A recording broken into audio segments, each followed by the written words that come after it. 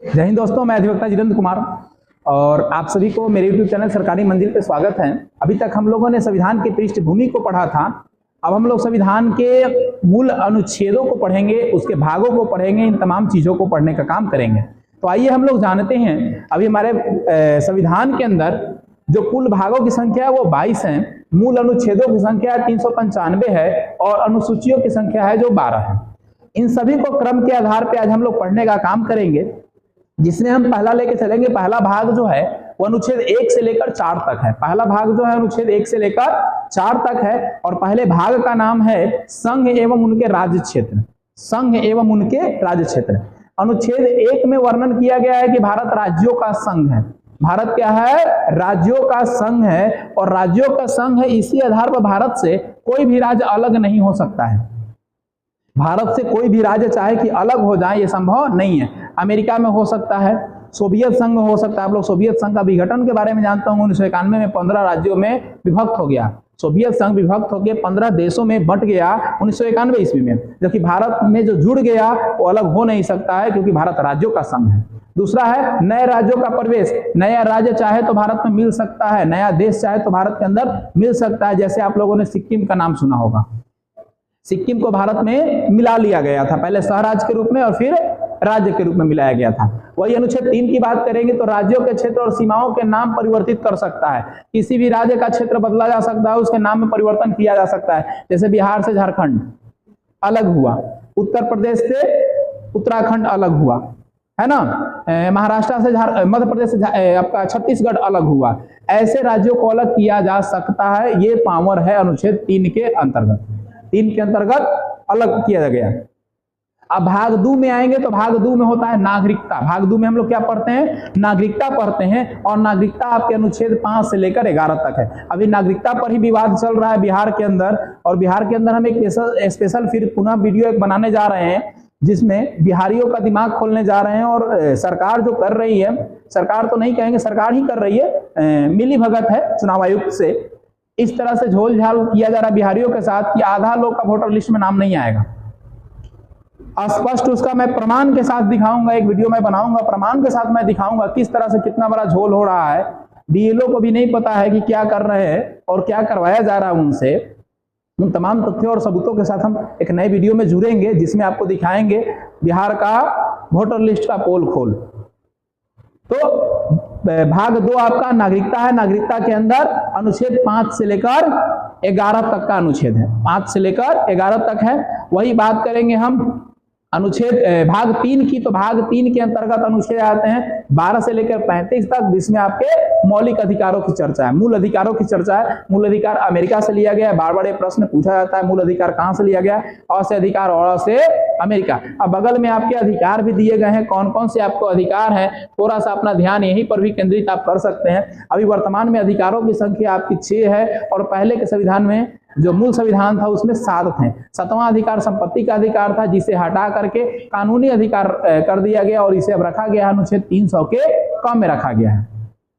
अब देखिए यहाँ पे मौलिक अधिकारों में कौन कौन सा अधिकार है? समानता का अधिकार है, स्वतंत्रता का अधिकार है, शोषण के विरुद्ध अधिकार है, धार्मिक स्वतंत्रता का अधिकार है, संस्कृति और शिक्षा प्राप्त करने का अधिकार है, और संविधान से अगर कुछ गलतियां हो जाती है तो संवैधानिक उपचारों का अधिकार है। इसी के तहत आपको संवैधानिक उपचार अनुच्छेद 32 के तहत ही आपको राइट मिला है कि अगर कोई व्यक्ति आपके मौलिक अधिकारों का हनन करता है तो आप सुप्रीम कोर्ट में अपील कर सकते हैं। आप अपने मौलिक अधिकार के बचाव के लिए सुप्रीम कोर्ट में अपील आप कर सकते हैं। वही अगर बात 4 की क की करेंगे तो 4 के कम में आ जाता है, या 4 के एक कहेंगे तो उसके अंदर आ जाता है मौलिक कर्तव्य। क्या आता है? मौलिक कर्तव्य आता है। अगर इसके अनुच्छेद की बात करेंगे हम तो 51 के ए में आ जाता है, या हिंदी में बात करेंगे तो 51 की क में आ जाता है। और मौलिक कर्तव्यों को भारतीय संविधान में जोड़ा गया था सरदार स्वर्ण सिंह समिति के सिफारिश पर 1976 ईस्वी में 42वां संविधान संशोधन के तहत। तो ये सब महत्वपूर्ण तथ्य है, इसको अपने मस्तिष्क में सेव करके जरूर रखेंगे और एग्जाम में इनका आपका सामना होने वाला है। एग्जाम में आपका सामना होगा। अब भाग 5 की बात करेंगे तो भाग 5 के अंतर्गत 52 से लेकर 151 तक वर्णित किया गया है। 52 से लेकर 151 तक वर्णित किया गया है। वही भाग 6 की बात करेंगे तो 152 से लेकर 237 तक वर्णन किया गया है। अब भाग 5 में राष्ट्रपति के बारे में वर्णन किया गया, उनकी शक्ति, उनके कार्य निर्वाचनों के बारे में वर्णन किया गया है। वही बात करेंगे आपके 4 में नीति निषेध तत्वों का वर्णन किया गया है। भाग 6 की बात करेंगे जिसमें राज्यपाल का वर्णन किया गया है और राज्यपाल के पद, शक्ति और कार्यों का वर्णन किया गया है। अब देखते हैं तो 52 अनुच्छेद कहता है कि राष्ट्रपति का पद होगा भारत में, राष्ट्रपति एक होंगे भारत के, और भारत के वो सर्वोच्च नागरिक होंगे, प्रथम नागरिक होंगे, तीनों सेना का हेड होंगे, थल जल वायु तीनों सेना का मेन सेनापति जो होंगे वो कौन होंगे, आपके देश के राष्ट्रपति होंगे।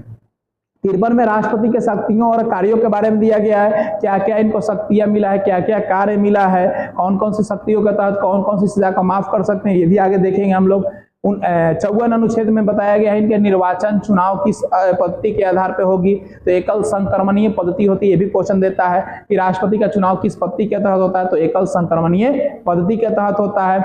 वही बात करेंगे 61 अनुच्छेद की, तो इनको महाभियोग लगाया जा सकता है, यानी उनको अपने पद से हटाया जा सकता है। महाभियोग को हटाने के लिए लगाने के लिए आपको 2/3 पदों को आपको क्या करना पड़ेगा, आपको मतलब 2/3 जो संसद के सदन में लोग रहेंगे उनको मत देना पड़ेगा इनको हटाने के लिए। इसके बाद है क्षमादान की शक्ति 72 के तहत, ये बहुत महत्वपूर्ण है। राष्ट्रपति को शक्ति मिली हुई है क्षमादान की शक्ति, जो कि कौन सा अनुच्छेद देता है, तो वो आपको 72 अनुच्छेद देता है। अध्यादेश जारी कर सकते हैं राष्ट्रपति 123 अनुच्छेद के तहत, और सुप्रीम कोर्ट सलाह ले सकता है राष्ट्रपति से 143 अनुच्छेद के तहत। लेकिन ये जरूरी नहीं है कि वो सलाह देंगे, वो राष्ट्रपति के मूड पर निर्भर करता है कि हम सलाह देंगे या नहीं देंगे आपको। अब इसी में आपका उपराष्ट्रपति भी आता है, देखेंगे अभी हम लोग राज्यपाल के बारे में फिर से, लेकिन पहले उपराष्ट्रपति को देख लेते हैं। उपराष्ट्रपति के बारे में 63 में वर्णन किया गया है, अनुच्छेद 63 में उपराष्ट्रपति का पद होगा, उपराष्ट्रपति का पद होगा। उपराष्ट्रपति क्या होते हैं, राज्यसभा के सभापति होते हैं, राज्यसभा के सभापति होते हैं, भले सदन के सदस्य नहीं होते हैं लेकिन राज्यसभा के सभापति होते हैं। अनुच्छेद 64 कहता है कि राज्यसभा के सभापति के रूप में इनका कार्य होगा, यानी सभापति का कार्य निर्धारित करेंगे। अब अनुच्छेद 75 की बात करेंगे, 74 की बात करेंगे, तो इसमें प्रधानमंत्री के बारे में वर्णन किया गया है, जिसमें मंत्रिमंडल के वो प्रमुख होंगे, कैबिनेट मंत्री के प्रमुख होंगे आपके प्रधानमंत्री, और देश का एक प्रधानमंत्री होगा, यह अनुच्छेद 75 में वर्णित किया गया है। 76 में वर्णित किया गया है महान्यायवादी अटॉर्नी जनरल का, आप लोग सुने होंगे, जो कि सुप्रीम कोर्ट के जज के बराबर इनकी शक्ति होती है, जो सरकार का केस लड़ता है, सरकार पे अगर कोई केस करता है तो सरकार के पक्ष में केस लड़ने का काम करता है महान्यायवादी। ये होते हैं केंद्र में, केंद्र वाले को बोलते हैं अटॉर्नी जनरल, राज्य के अंदर होते हैं उसको बोलते हैं एडवोकेट जनरल, जो राज्य सरकार पर अगर कोई केस करता है तो एडवोकेट जनरल होते हैं जो केस को लड़ने का काम करते हैं। वही अगर मुख्यमंत्री की बात करेंगे प्रधानमंत्री के, तो ये मुख्यमंत्री का हो जाएगा 163 अनुच्छेद में मुख्यमंत्री का मंत्रिमंडल यानी विधान परिषद की बात हो रही है, विधानसभा की बात हो रही है। उन 164 के तहत मुख्यमंत्री को शक्ति मिला हुआ है कि हर एक राज्यों का एक स्वतंत्र मुख्यमंत्री होगा। अगर 65 की बात करेंगे तो महाधिवक्ता होंगे यानी एडवोकेट जनरल होंगे, केंद्र में अटॉर्नी जनरल होते हैं, महान्यायवादी होते हैं जिनकी शक्ति होती है सुप्रीम कोर्ट के जज के बराबर। अगर बात करेंगे राज्यों की बात करेंगे तो 165 अनुच्छेद के तहत होते हैं महाअधिवक्ता, जिनको एडवोकेट जनरल कहते हैं, इनकी शक्ति होती है, इनकी पावर जो होती है वो होती है हाई कोर्ट के जज के बराबर होती है। अब बात करेंगे संसद के बारे में, 79 अनुच्छेद में संसद का वर्णन किया गया है ना, एमपी का वर्णन किया गया है। वही 80 की बात करेंगे तो राज्यसभा के सदस्यों के वर्णन किया गया है, राज्यसभा का वर्णन किया गया है। 81 की बात करेंगे जिसमें लोकसभा की चर्चा की गई है, ये केंद्र के अंतर्गत होते हैं। अगर वही राज्य की बात करेंगे तो राज्य के अंदर की बात अगर हम लोग करेंगे तो ये आपके हो जाते हैं 168, जिसमें विधानमंडल का चर्चा किया गया है कि राज्य के अंदर एक विधान मंडल होंगे, विधानमंडल में विधानसभा और विधान परिषद के सदस्य होते हैं, साथ ही राज्यपाल भी होते हैं। तो विधान सभा का वर्णन किया गया अनुच्छेद 170 के अंतर्गत कि राज्यों में विधानसभा होंगे, और उन राज्यों में विधान परिषद, सभी राज्यों में विधान परिषद नहीं होते, कुछ कुछ राज्यों में ही विधान परिषद है। 175 अनुच्छेद में वर्णन किया गया है कि राज्यों के अंदर विधान परिषद भी होंगे।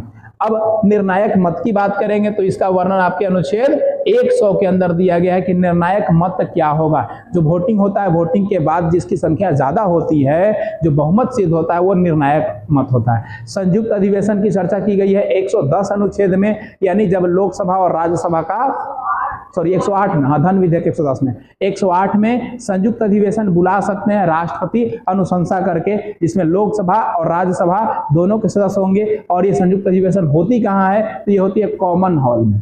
क्या होता है, कॉमन हॉल कहा जाता है, सेंट्रल हॉल कहा जाता है, जहां पे लोकसभा और राज्यसभा दोनों के सदस्य बैठेंगे और वहां पे उसका नेतृत्व जो करेंगे वो कौन करेंगे, राष्ट्रपति करेंगे, अनुशंसा करेंगे बुलाने का। 110 की बात करेंगे तो इसके अंदर धन विधेयक है। धन विधेयक है या नहीं है ये निर्धारण किया जाता है।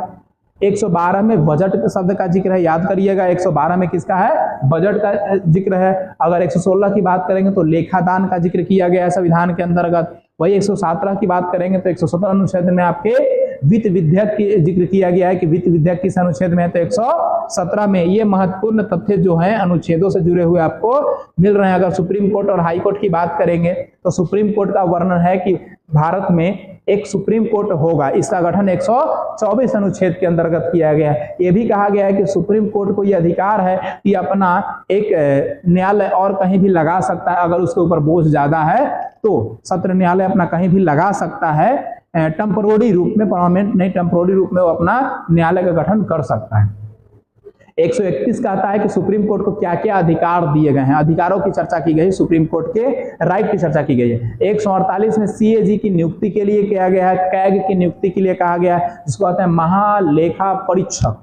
महालेखा परीक्षक क्या करता है, राज्य और केंद्र दोनों में ये होते हैं। राज्य के लिए राज्य लेखा परीक्षक होते हैं और केंद्र के लिए केंद्र महालेखा परीक्षक होते हैं। राज्य सरकार कितना खर्चा कर रही है किस किस डिपार्टमेंट में, इसका ब्यौरा राज्यपाल को देने का काम करती है, लोक लेखा समिति को देने का काम करती है, और राज्यपाल उसको संसद भवन में रखने का काम करते हैं कि भाई मौजूदा सरकार ने एक वर्ष में कितना रुपया कौची कौची में खर्चा किया है। अपना ज्यादा पब्लिक फीस जमाने में नहीं ना खर्चा किया है।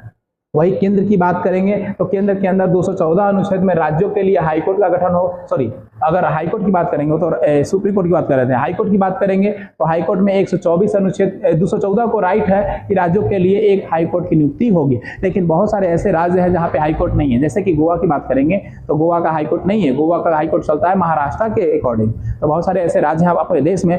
कुल अगर हाईकोर्ट की संख्या अगर मैं बात करूं तो 25 ही हैं। राज्य कितने हैं, 28 हैं, लेकिन हाईकोर्ट कितने हैं, 25 ही है ना। किसी किसी राज्य में 2 हाईकोर्ट है, आपके उत्तर प्रदेश में 2 हाईकोर्ट है, एक आपके लखनऊ में है और एक आपके इलाहाबाद में है। तो किसी किसी राज्य में 2 भी हाईकोर्ट है, किसी किसी में हाईकोर्ट नहीं है, पड़ोसी राज्यों से उसका काम चलता है। अनुच्छेद 216 हाईकोर्ट का गठन करना, अनुच्छेद 216 के तहत हाईकोर्ट का गठन होगा और हर एक राज्यों में हाईकोर्ट होंगे, ये 214 के अंतर्गत होंगे। अब केंद्र और राज्यों के अंदर कुछ संबंधों की चर्चा कर लेते हैं विभिन्न अनुच्छेदों द्वारा। 249 में कह रहा है कि राज्य सूची के विषय पर कानून बनाने की शक्ति है। अनुच्छेद 249 कहता है कि राज्य सरकार को यह राइट है कि राज्य सूची के अकॉर्डिंग वो अपनी कानून को बना सकता है, कोई एक्ट ला सकता है, कोई अमेंडमेंट कर सकता है। 250 में कहता है कि आपातकाल के दौरान राज्य सूची के विषय पर कानून बनाने की शक्ति खत्म हो जाएगी, कानून शक्ति नहीं रहेगी। कौन बनाएगा, केंद्र सरकार बनाएगा, और वो कानून कितने साल वैलिड होगा, याद रखिएगा 1 साल तक का। जब किसी भी राज्य में राष्ट्रपति शासन या आपातकाल लगा हुआ रहेगा तो उस राज्य के लिए कानून कौन बनाएगा, केंद्रीय सरकार बनाएगी, राष्ट्रपति बनाएगी, और वो कानून 1 साल तक उस राज्य के अंदर लागू रह सकती है, अधिकतम 1 साल से ज्यादा नहीं रह सकती है। 262 में है नदी जल विवाद, कावेरी नदी का जल का विवाद आप लोग सुने होंगे, अक्सर 10th क्लास 11th क्लास में भी आप लोग पढ़े होंगे, कावेरी नदी का जल का विवाद होता है। एक राज्यों से दूसरे राज्यों के बीच में भूमि या जल का विवाद होगा तो उस विवाद को निपटारा किया जाएगा 262 अनुच्छेद के तहत। अंतर्राज्यीय परिषद का गठन किया गया है 263 के तहत, एक राज्यों से दूसरे राज्यों के लेखा जोखा के लिए। वित्त आयोग का गठन किया गया है 280 अनुच्छेद के तहत। वही अखिल भारतीय सेवा के तहत IPS, UPSC, IFS जो भी होता है, IAS, IPS, IFS होता है, उसका जो नियुक्ति होगा अखिल भारतीय सेवा संघ, वो 312 अनुच्छेद के तहत होगा। वही 315 के अनुच्छेद के तहत संघ एवं राज्यों के लिए लोक सेवा आयोग, UPSC होता है केंद्र के लिए, और स्टेट के लिए होता है PCS, पब्लिक सर्विस कमीशन होता है। जैसे बिहार के लिए होता है तो BPSC होता है, Bihar public service commission. UP के लिए होगा तो UP Uttar Pradesh public service commission होगा, और केंद्र के लिए होगा तो केंद्र के लिए होगा आपका UPSC, union public service commission हो जाएगा। तो इसका गठन करने के लिए 315 अनुच्छेद के तहत इसको अधिकार मिला है राज्यों और केंद्र के आयोगों का। अब निर्वाचन की बात कर लेते हैं, चुनाव की बात कर लेते हैं। तो अनुच्छेद 324 में आपको मिला है निर्वाचन आयोग को राइट, किसको मिला है, निर्वाचन आयोग को अधिकार मिला हुआ है कि वो चुनाव करवाएगा 324 के तहत। वो मैंने वीडियो बनाया था उसमें 324 का मैंने हवाला दिया था, अभी बनाएंगे उसमें भी हवाला हम देंगे। राज्य भाषा 343 के तहत है कि हिंदी क्या है, आपके देश की राज्य की नहीं है, देश की राष्ट्रीय भाषा हिंदी है, ठीक है। लेकिन संवैधानिक रूप से इंग्लिश को दर्जा ज्यादा मिला हुआ है। हिंदी भी है लेकिन इंग्लिश को ज्यादा दर्जा मिला हुआ है। एक राज्य दूसरे राज्य को अपना लोकल भाषा या इंग्लिश भाषा में कोई भी पत्र दे सकता है। लिपि हमारे यहाँ हिंदी भाषा की कौन सी है? और देवनागरी लिपि है। कितनी है? देवनागरी लिपि है। और कितनी भाषाओं का उल्लेख संविधान में किया गया है? तो 22 भाषाओं का। किस अनुसूची के तहत? तो 8वीं अनुसूची के तहत ये राइट मिला है कि 22 भाषाओं का उल्लेख आपके संविधान में किया गया। अब आपातकाल के बारे में जान लेते हैं, इमरजेंसी के बारे में जान लेते हैं। तो अनुच्छेद 352 के तहत राष्ट्रीय आपात करने की घोषणा है, यानी केंद्र स्तर पर आपातकाल की घोषणा की जा सकती है, वो अनुच्छेद 352 से मिला है। अगर राष्ट्रपति शासन की बात अगर हम करेंगे तो आपको 356 के तहत राइट मिला है राष्ट्रपति शासन लगाने का। राष्ट्रपति शासन कब लगता है? चुनाव के दौरान राष्ट्रपति शासन को लगाया जाता है, या वैसी क्रिटिकल कंडीशन किसी राज्य में हो जाती है तो राज्य सरकार को भंग कर दिया जाता है और वह राष्ट्रपति शासन लग जाती है। वित्तीय आपात 360 के तहत लगती है, जब पैसा कौड़ी की कमी होती है तो वित्तीय आपात लगाया जाता है। संवैधानिक संशोधन अनुच्छेद 368 के तहत संवैधानिक संशोधन, यानी संविधान में अगर संशोधन करने का कुछ वैसा पहलू दिखता है, सरकार को लगता है कि नहीं संविधान में संशोधन होना चाहिए, तो हो सकता है। जैसे 3 तलाक किया गया संविधान में संशोधन, है ना, तलाक तलाक तलाक तब होता है कैंसिल कैंसिल कैंसिल। पहले तलाक तलाक तलाक कह के तलाक दे देता था लोग, अब कानूनी पहलू हो गया।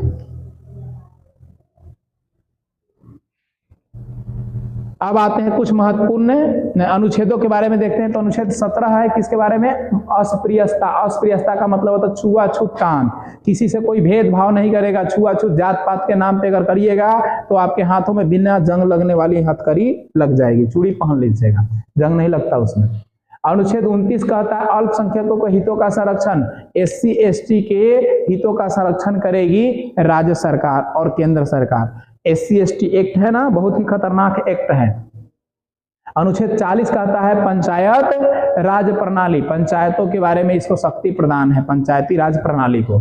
32 कहता है संवैधानिक संशोधन का अधिकार, और यही अधिकार आपको किस लिए मिला है? आपको फंडामेंटल राइट्स को अगर कोई डिस्टर्ब करता है तो आप उसको केस कर सकते हैं उसके लिए। आप देखते हैं संसद से जुड़े हुए कुछ तथ्य हैं। तो संसद का अनुच्छेद 79 के अंदर जिक्र किया गया है, वही राज्यसभा 80 में, लोकसभा 81 में है।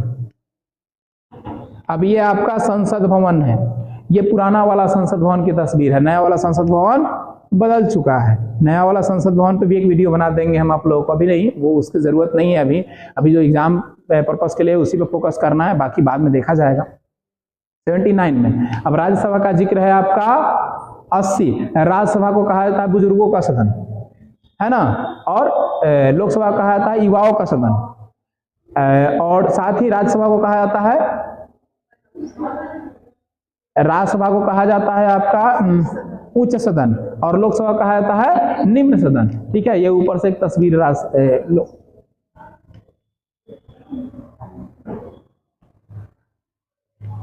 अब देखिए, पार्लियामेंट शब्द जो है फ्रेंच भाषा से लिया गया है, और संसद की जननी ब्रिटेन को कहा जाता है। संसद की जननी किसे कहते हैं? ब्रिटेन को। और संसद के कितने अंग होते हैं, पार्ट्स होते हैं? तो संसद के अगर अंग की बात करेंगे तो 3 अंग हो जाएंगे, राज्यसभा, लोकसभा और राष्ट्रपति। ठीक है, संसद के सदन की बात करेंगे तो 2 हो जाएगा। सदन में कौन सा हो जाएगा? लोकसभा और राज्यसभा हो जाएगा। अगर देखेंगे भारतीय संसद भवन का निर्माण किसने किया था? तो एडविन लुटियंस ने किया था और हार्वर्ड बेकर ने किया था। दोनों लोग मिलकर क्या किए थे? संसद भवन का निर्माण किए थे। अभी नया संसद भवन का निर्माण किया गुजरात की एक कंपनी ने, नाम देखिए मुझे याद नहीं आ रहा है, गुजरात की एक कंपनी ने उसका एजेंसी लिया, उसी ने उसका निर्माण किया है।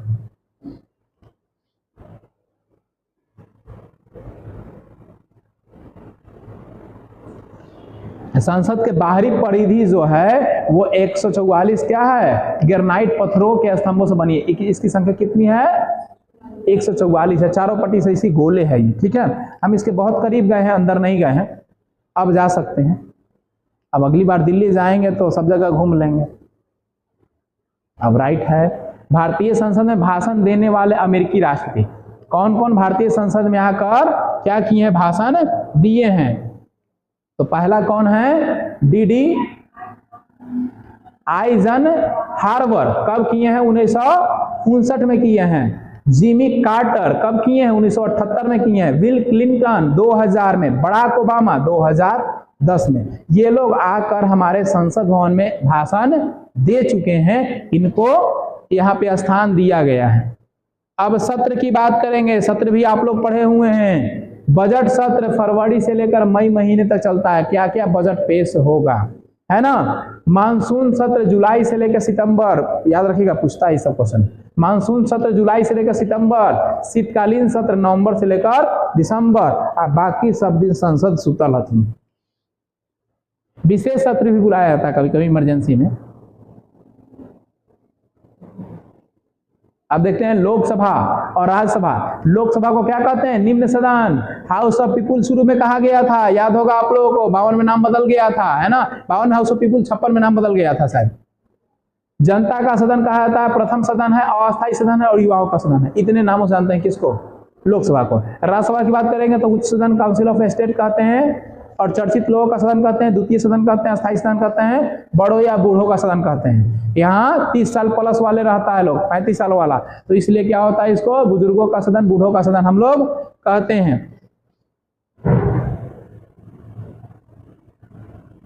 अब देखिए लोकसभा में सदस्यों की संख्या तो 552 कुल सदस्य होता है, 550 को राज्य एवं केंद्र शासित से होता है और 2 एंग्लो इंडियन। लेकिन एंग्लो इंडियन क्या हो गया, अब खत्म, अब एंग्लो इंडियन नियुक्त नहीं होता है। वही अगर बात करेंगे तो राज्यों में 530 को होता है और केंद्र शासित में क्या होता है, 20 को होता है। 550 में 30 को, 530 को कहां से हो जाएगा, राज्य से, और 20 को कहां से हो जाएगा, केंद्र शासित से। अब कह रहा है 104 संविधान संशोधन, 104वां संविधान संशोधन के तहत एंग्लो इंडियन आरक्षण को अब खत्म कर दिया गया है। तो 552 का जवाब कितना होगा, 550 अधिकतम सदस्य होंगे। अधिकतम सदस्य कितने होंगे, 550। एंग्लो इंडियन कहानी खत्म।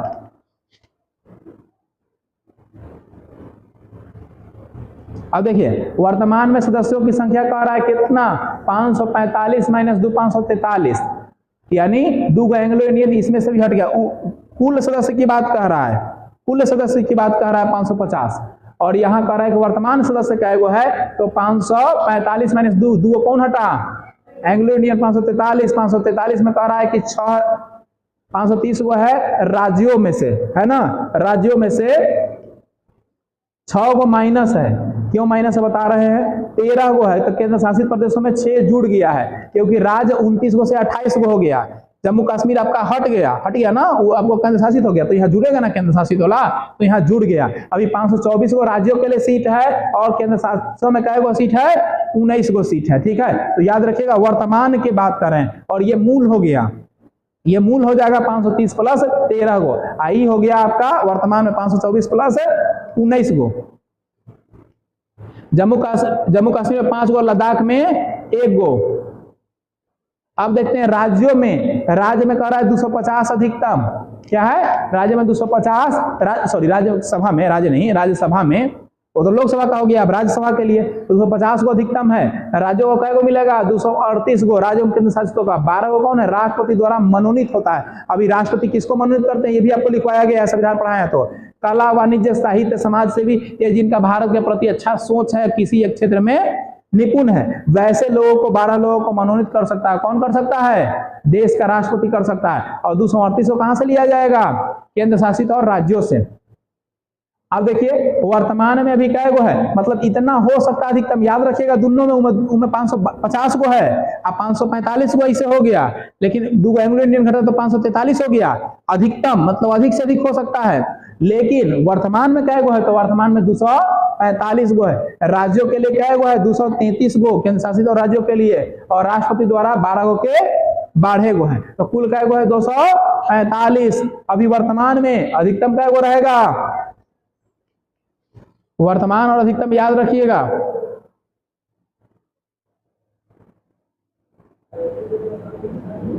अब कह रहा है लोकसभा और राज्यसभा के बारे में, कह रहा है कि 81 में क्या आएगा, लोकसभा, और 80 में कौन आएगा, राज्यसभा। कार्यकाल 5 साल, भंग किया जा सकता है कि नहीं किया जा सकता है, लोकसभा को भंग किया जा सकता है, राज्यसभा कभी भंग नहीं होता, याद रखिएगा। राज्यसभा कभी भंग नहीं होता है। कौन ऐसा सदन है जिसे भंग नहीं किया जा सकता, तो राज्यसभा है, ठीक है, लोकसभा भंग होता है। योग्यता भारतीय नागरिक, उम्र कितना, 25 साल, सरकार के किसी भी लाभ पद में नहीं होना चाहिए, लाभ पद में तो सरकारी नौकरी, विधायक विधायक रहिएगा वो सब चलेगा, लेकिन सरकारी नौकरी नहीं होना चाहिए, पागल या दिवालिया नहीं होना चाहिए। जनता का सदन कहते हैं किसको? इसमें भारत का नागरिक होना चाहिए। आयु का साल 30 साल, हम तो इस श्रेणी में आ गए। सरकार के किसी भी लाभ के पद पर नहीं होना चाहिए, कोई भी लाभ पद पर नहीं होना चाहिए, पागल या दिवालिया नहीं होना चाहिए, साथ में शिक्षित होना चाहिए। इसलिए इसे शिक्षितों का सदन कहते हैं, है ना। उनमें अंगूठो छाप कर जाता है, बन जाता है लोग, है ना, विधायक। लेकिन जो सांसद बनता है, राज्यसभा में जो जाता है, चाहे एमएलसी जो बनता है, वो लोग शिक्षित होता है, एकदम पढ़ा लिखा लोग होता है, जानकार होता है।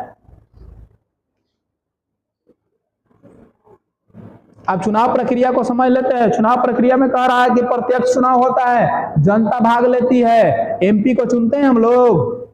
अभी आपके एमपी कौन है? कौन है एमपी जी आपके? मीसा भारती। से पहले कौन थे? राम कृपाल थे, बीजेपी से। अभी किसका सांसद है? इंडिया गठबंधन का। इंडिया गठबंधन का भी सांसद है। चुनाव भाग लेते हैं। सदस्यों का चुनाव 5 वर्षों पर होता है। 2019 में हुआ था पहले, अभी कब हुआ है? 24 में। अब कब होगा? 29 में ना होगा? 24-5-29। अनुच्छेद 80 में इसका अप्रत्यक्ष चुनाव होता है। इसमें भाग कौन लेता है? विधायक और एमएलए भाग लेते हैं। हम लोग राज्यसभा के सांसद को नहीं चुनते हैं। चुनते हैं का? नहीं चुनते हैं। प्रत्येक 2 वर्ष पर 1/3 सदस्यों का चुनाव होता है। प्रत्येक 2 साल पर 1/3 सदस्य का चुनाव होता है। 20, 22, 24, 26, 28, 30 ऐसे करके होगा, है ना। इनका कार्यकाल 6 साल के लिए होता है, लेकिन 1/3 क्या होता है? 2-2 साल पर बदलते चले जाते हैं।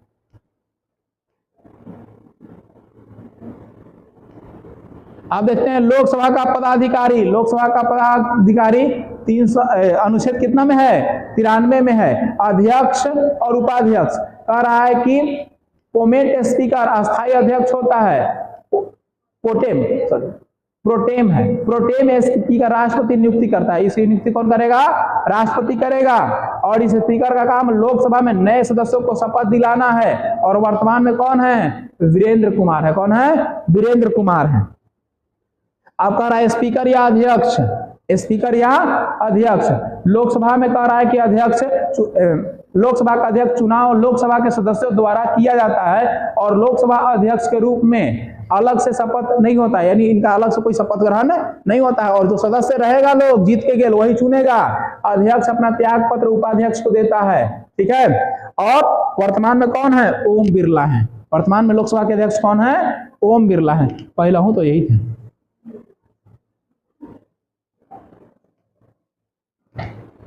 लोकसभा अध्यक्ष से कार्य और अधिकार। लोकसभा के जो कार्य है वो कार्य कार्यों का सही रूप से संचालन करना और नियंत्रण करना है। लोकसभा अध्यक्ष संयुक्त अधिवेशन की अध्यक्षता करेंगे। जो संयुक्त अधिवेशन बुलाएंगे, राष्ट्रपति की अनुशंसा से क्या करेंगे?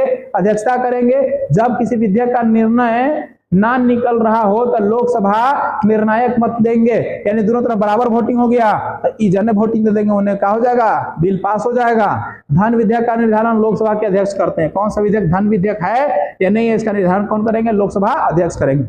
लोकसभा अध्यक्ष, कोई अध्यक्ष 60 दिनों तक बिना अनुमति लिए संसद के अधिवेशन में उपस्थित रहा तो उसकी सदस्यता को समाप्त कर सकते हैं। बिना जानकारी दिए 60 दिनों तक गायब रहिएगा लोकसभा से तो उसका सदस्यता खत्म कर देंगे, यानी उसका एमपी खत्म। अब वो एमपी नहीं रहेगा, लेकिन ऐसा कोई होता नहीं है, सब सेटिंग रहता है। कह रहा है कि पहले देश के लोकसभा अध्यक्ष कौन थे? तो गणेश वासुदेव मालवंकर। इसको शॉर्ट फॉर्म में जीवी मालवंकर कहते हैं। क्या कहते हैं? जीवी मालवंकर। उनका पूरा नाम है गणेश वासुदेव मालवंकर। और महिला कौन रही? मीरा कुमार। कौन रही पहली महिला अध्यक्ष? स्पीकर कौन रही? मीरा कुमार। महिला थी, पुरुष नहीं थे। अब राज्यसभा की बात कर रहे हैं पदाधिकारियों की, तो ये 89 में चला जाएगा। किसमें जाएगा? 89 में। अब कह रहा है सभापति और उपसभापति। कह रहा है कि भारत का उपराष्ट्रपति राज्यसभा का सभापति होगा और सभापति संसद का सदस्य नहीं होगा। इंपॉर्टेंट प्रश्न है, नहीं होगा। सभापति की अनुपस्थिति में उपसभापति उनका कार्य करेंगे। जब सभापति नहीं रहेंगे तो उपसभापति इनका क्या करेंगे? कार्य करेंगे। ये अपना त्याग पत्र राष्ट्रपति को देंगे। किसको अपना त्याग पत्र देंगे? राष्ट्रपति को देंगे। उपसभापति अपना त्याग पत्र किसको देंगे? सभापति को देंगे। उपसभापति को त्याग पत्र देना तो किसको देंगे?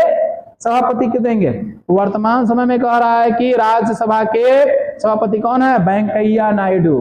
कौन है? वेंकैया नायडू। वेंकैया नायडू आपके देश के उपराष्ट्रपति भी हैं, क्योंकि उपराष्ट्रपति ही क्या होते हैं? राज्यसभा के सभापति होते हैं। वर्तमान में राज्यसभा के उपसभापति कौन है? तो हरिवंश नारायण सिन्हा है। कौन है? हरिवंश नारायण सिंह है। हरिवंश नारायण सिंह। अमिताभ बच्चन का पिताजी का नाम क्या था?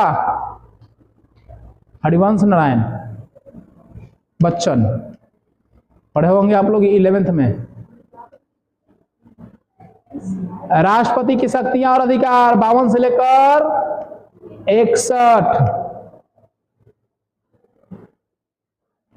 आप देखते हैं राष्ट्रपति की शक्तियां 52 से लेकर 61। तो कह रहा है राष्ट्रपति को कि भारत के प्रथम नागरिक कहलाएंगे। राष्ट्रपति कौन कहलाएंगे? भारत के प्रथम नागरिक।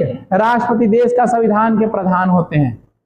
राष्ट्रपति देश के संविधान के क्या होते हैं? प्रधान होते हैं। राष्ट्रपति केवल नाम मात्र के कार्यपालिका के प्रभुक्ता होता है, यानी कार्यपालिका का प्रभुक्ता वास्तविक कौन होते हैं? पीएम। लेकिन कार्यपालिका का प्रभुक्ता मतलब नाम मात्र, मतलब बहुत कम राष्ट्रपति के पास होता है, लेकिन ओरिजिनल कौन होता है?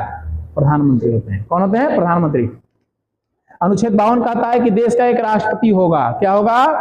राष्ट्रपति होगा। 53 कहता है कि संघ का कार्यपालिका शक्ति और 53 के अंदर निहित रहेगी। संघ की कार्यपालिका की शक्ति जो है किसके अंदर होगी? 53 के अंदर। लेकिन वास्तविक शक्ति किसके पास होगी? पीएम के पास होगी। वास्तविक शक्ति किसके पास होगी? पीएम के पास। भारतीय संघ कार्यपालिका की शक्ति राष्ट्रपति में निहित होती है। औपचारिक अध्यक्ष और वास्तविक कार्यपालिका अध्यक्ष, दो तरह के अध्यक्ष होते हैं, एक औपचारिक होते हैं, एक वास्तविक। तो औपचारिक होते हैं राष्ट्रपति और वास्तविक कौन हो जाएंगे? प्रधानमंत्री हो जाएंगे।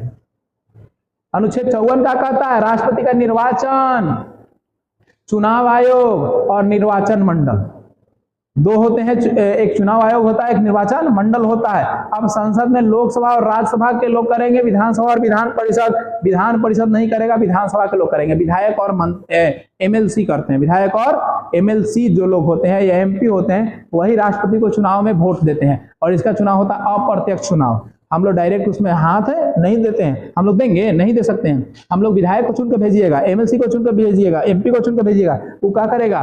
वो देगा राष्ट्रपति को वोट।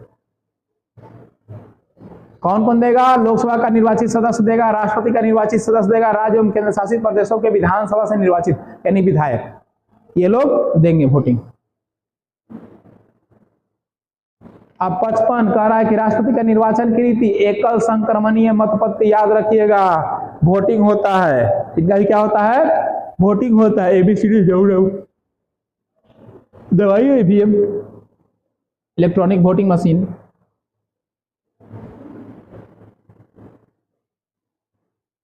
छप्पन राष्ट्रपति का कार्यकाल कर रहा है कि राष्ट्रपति अपना पद ग्रहण की तिथि 5 वर्षों की अवधि तक पद धारण करेंगे, यानी जहिया से वो ज्वाइन किया तहिया से 5 साल तक उनका रहेगा। चाहे बीच में ज्वाइन किया, कुछ भी ज्वाइन किया, उससे मतलब नहीं है, 5 साल तक रहेगा।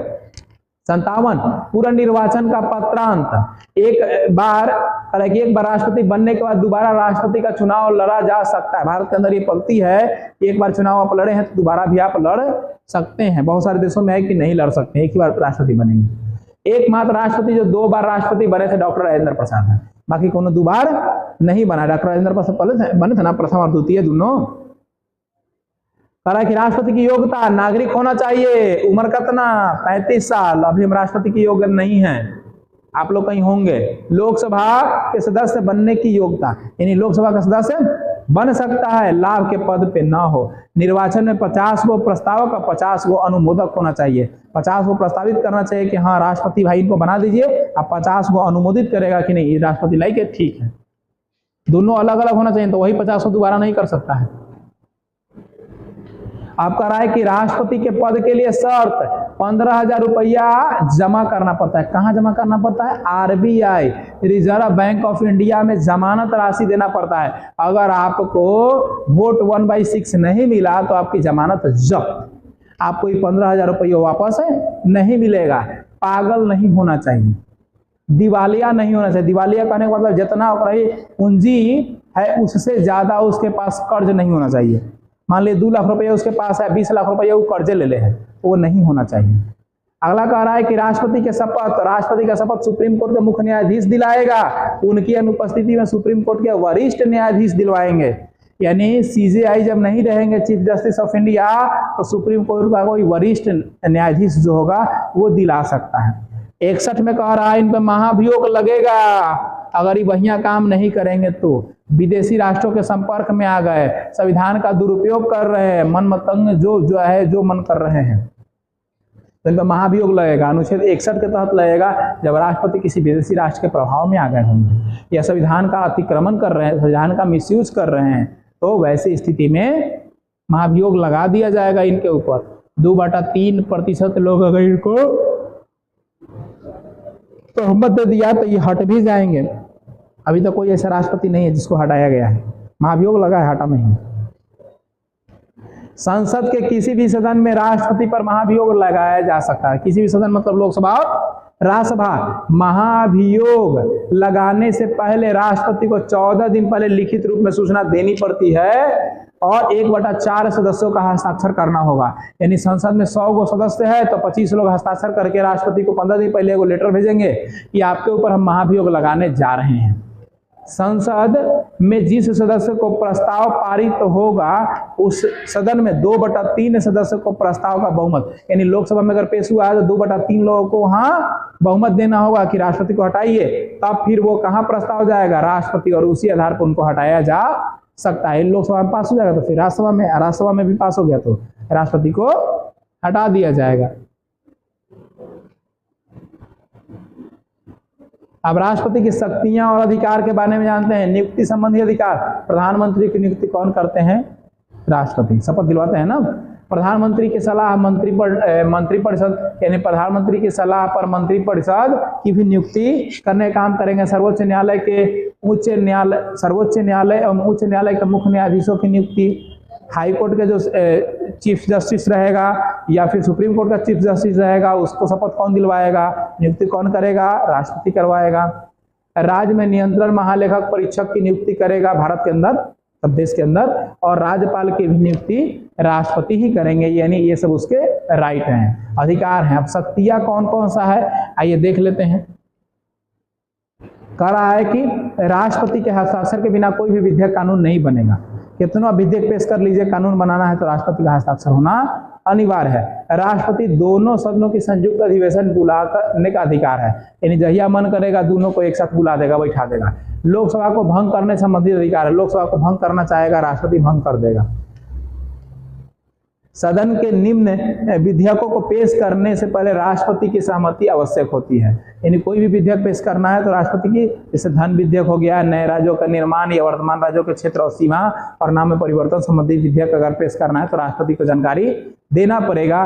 संचित निधि में व्यय करने के लिए, संचित निधि से पैसा अगर निकालना है आपको तो राष्ट्रपति की अनुमति होना जरूरी है, अन्यथा नहीं आपका काम होगा।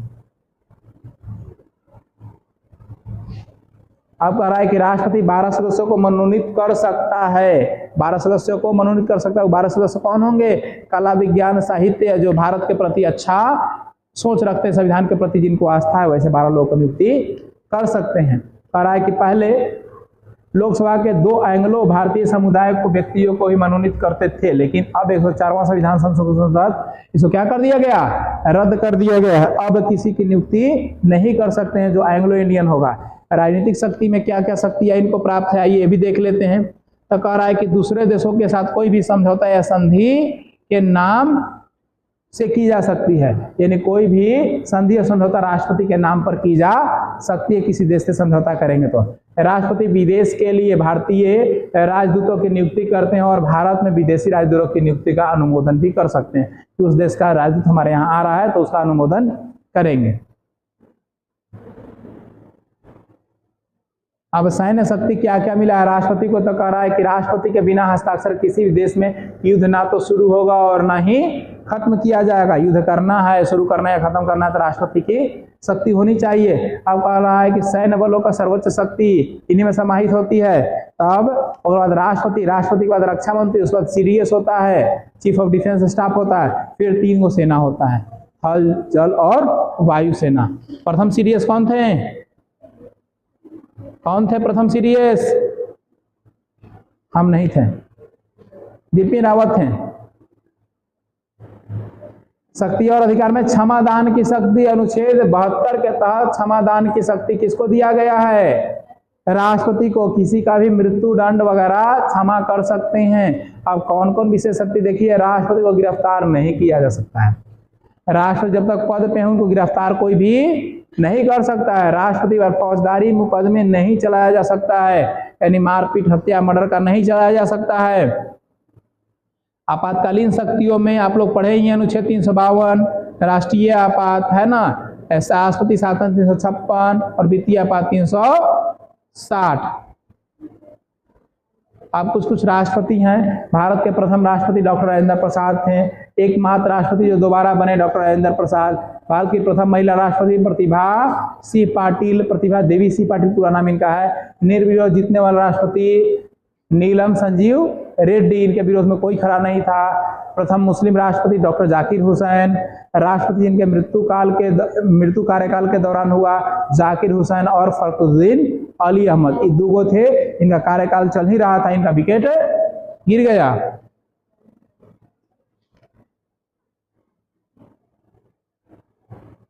रोक दीजिएगा वीडियो बाबू, काफी लंबा हो जाएगा।